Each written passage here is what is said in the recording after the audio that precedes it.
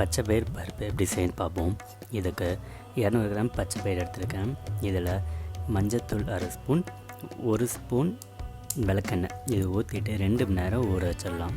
அதுக்கப்புறம் ஊற வச்சதை நம்ம அடுப்பில் வச்சு நல்லா வேக வச்சுக்கலாம். இந்த மாதிரி நல்லா வெந்ததுக்கப்புறம் ஒரு வாணலில் 2 ஸ்பூன் நல்லெண்ணெய், கடுகு, சீரகம், வரமிளகாய், ஒரு 10 பூண்டு, சின்ன வெங்காயம் 10 அது கட் பண்ணி அதையும் ஆட் பண்ணிவிட்டு தக்காளி இதையும் ஆட் பண்ணிட்டு நல்லா வதக்கிடலாம். வதங்கினதுக்கப்புறம் ஆல்ரெடி வேக வச்சுருக்கிறோம்ல, அதில் நம்ம முக்கால்வாசி வெந்த உடனே இந்த பருப்பில் இதை ஆட் பண்ணிட்டு நல்லா இதை வேக விடலாம்.